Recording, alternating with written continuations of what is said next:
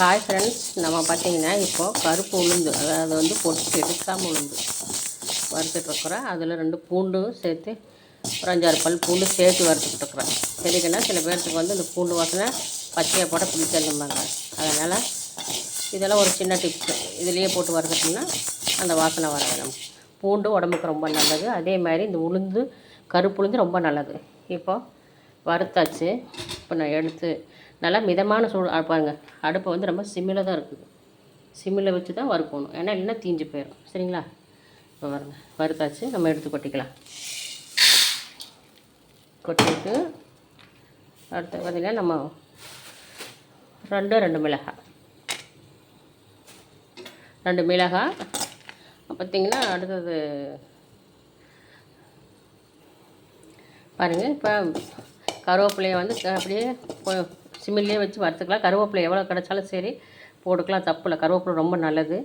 இப்போ பாருங்கள் ஃப்ரெண்ட்ஸ், நல்லா வந்து ஜீரகம் கொஞ்சம் சேர்த்துருக்குறேன். பாருங்கள், கருவேப்பிலை வந்து இப்படி ஒடிச்சா ஒடியணும் பாருங்கள், நல்லா ஒடியுது பாருங்கள். அது மாதிரி அப்படியே சிம்மிலே வச்சு வறுத்துக்கணும் பாருங்கள், இந்த மாதிரி. இப்போ இது கூட 2-3 பொருள் சேர்த்தணும். சேர்த்திக்கிட்டு நான் உங்களுக்கு சொல்கிறேன் பாருங்கள். அது கூட 2-3 பொருள் சேர்த்தணும்னு சொன்ன பார்த்தீங்களா. அது கூட தேங்காயும் பாருங்கள், கொஞ்சம் கல்லுப்பு. இப்போ என்ன பண்ணணும், ஃபஸ்ட்டு வந்து தேங்காயை போட்டு அரைச்சிக்கலாம். அப்புறம் இதை அரைச்சி உங்களுக்கு காமிக்கிறேன் பாருங்கள். சூப்பராக கருப்பு உளுந்து துவையல் ரெடி ஆயிடுச்சு. சுடு சாதத்தில் போட்டு பாருங்கள், கொஞ்சோண்டு நல்லெண்ணெய் சேர்த்து பிசைஞ்சு சாப்பிட்டா அவ்வளோ டேஸ்ட்டாக இருக்குங்க. இது எதுக்குன்னு தெரிஞ்சிங்கன்னா, நம்ம லேடிஸுங்களுக்கெல்லாம் ரொம்ப நல்லது. இப்போ பிள்ளைங்கள்லாம் வந்து இடுப்பு வலிக்குன்னு சொல்கிறாங்க.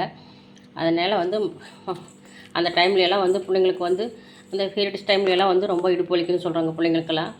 அம்மா சொல்கிறேன் பாருங்கள், இது மாதிரி வந்து கருப்பு உளுந்து வச்சு அப்பப்போ வந்து துவையல் அரைச்சி சாப்பிடுங்க. அந்த இடுப்பு வலியை நாளடைவில் குறைஞ்சிரும். பாருங்கள் ஃப்ரெண்ட்ஸ், பாப்பாங்களுக்கெல்லாம் நான் இதுதான் செஞ்சு கொடுப்பா பார்ப்போம். நீங்களும் இது மாதிரி செஞ்சு சாப்பிடுங்க. கண்டிப்பாக வந்து இடுப்பு வலிக்கு நல்லது. உடம்பெல்லாம் வந்து எலும்பெல்லாம் நல்லா ஸ்ட்ராங் ஆகும். மெயினாக வந்து லேடிஸ்க்கு ரொம்ப நல்லது. அதாவது இடுப்பு வலியாக வந்து பிரசவம் போதெல்லாம் அவங்க வந்து ரொம்ப பலவீனமாக இருப்பாங்க. அது மாதிரி இருக்கிறவங்களுக்கெல்லாம் இது மாதிரி போட்டு செஞ்சு சாப்பிட்டா ரொம்ப நல்லது. அதேமாதிரி கம்ப்யூட்டரில் வேலை பார்க்குறவங்க பசங்க பிள்ளைங்க அவங்களுக்கெல்லாம் வந்து இது மாதிரி செய்யலாம், இடுப்பு வலிக்குதும்பாங்க.